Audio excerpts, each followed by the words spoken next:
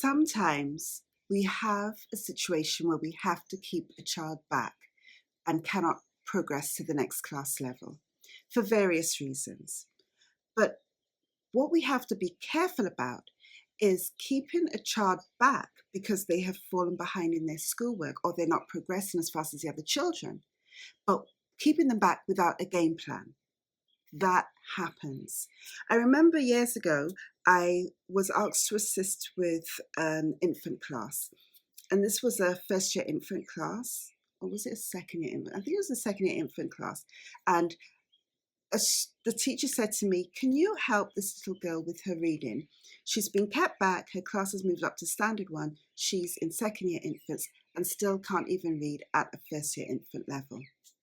So I asked her to bring her reading book. And she brought her reading book. And it was the introductory level. So it wasn't even level one of the reader, it was an introductory level in a reading program that the school was using. And this introductory level was really for the beginners of first year infants. But in my humble view, that introductory book was even difficult as an introductory book. It had some words that were a bit tough, particularly for children who are a bit slower in picking up their reading. Nonetheless, she brought the introductory book to me, and it was dogged. It was brown. You could see this little girl had used it for a long time. So I asked her, "Is this your reading book?" She said, "Yes, miss." I looked inside and her name was written. And my heart broke. This book, she was in second year infants. So she, at that point that I was working with her, had already spent a year and a half in primary school. No, she had spent 2 years in primary school because this was in second year infants and she was kept back in second year. Her class had now moved to standard one and she was still in second year infants. So this was her third year of primary school. But she was still using a reading book that she had when she entered primary school in first year infants. So she had a first year infant teacher. She was moved up to second year, still not reading at first year level.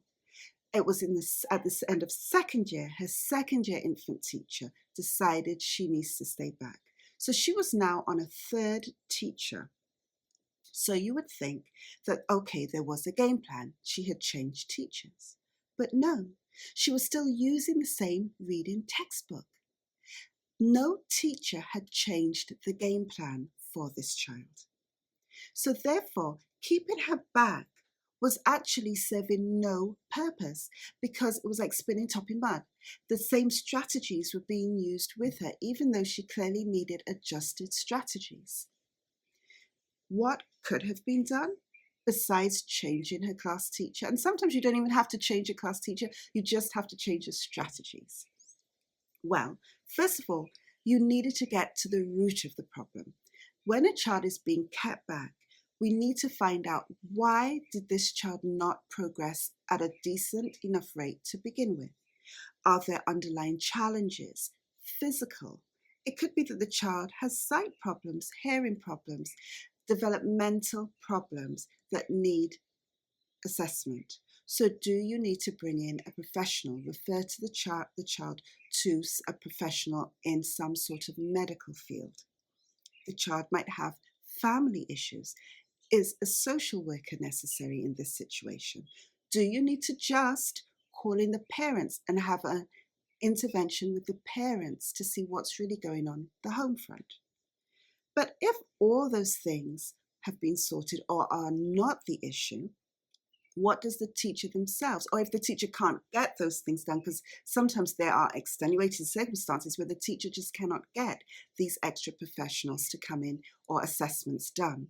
So if the teacher is left with the bulk of the burden, which teachers tend to be, what can the teacher do? What game plans should they put in place? Well, you need to try to get the home support. Sometimes, unfortunately, the child falls behind because there's no home support. So I always tell teachers, include the home if you can, because when homes are involved, the children progress the best.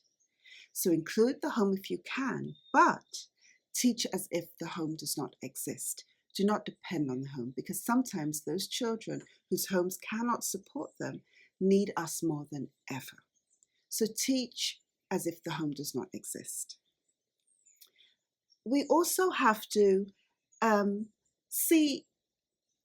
depend on tests and traditional tests to see what the child will help the child will need, because quite frankly, traditional paper pencil tests can't test everything, and we want to find the gaps in the child's learning and also the child's starting point. So the best thing to do is checklists.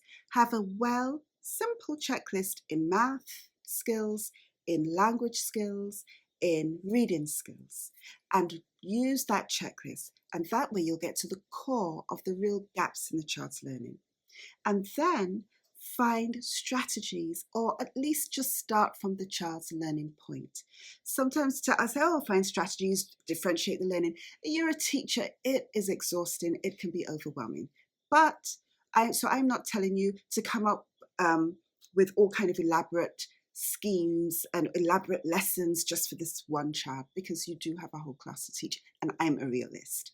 So what to do is, once you have a well done simple checklist, then you'll know the gaps and just fill those gaps in simple ways.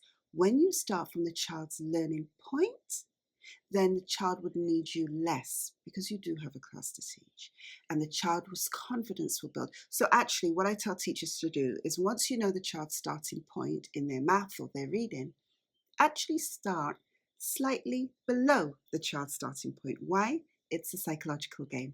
If the child feels, okay, I can do this, this is easy, then gradually scaffold by adding more and more difficult work that is within the child's learning range and ability. But start from the child's learning point. Simple game plan, start from the child's learning point. Don't just keep the child back with no game plan. Quick reminder, if you're looking for a structured way to help children 4+ years to 7-year-old foundation level of learning to build their reading skills, their math skills, and their English language skills, then visit hopalonglearning.com. Developed by me, you'll get ebooks, quizzes, flashcards, teaching videos, songs, all in a fun way, and just hit the link below, hopalonglearning.com.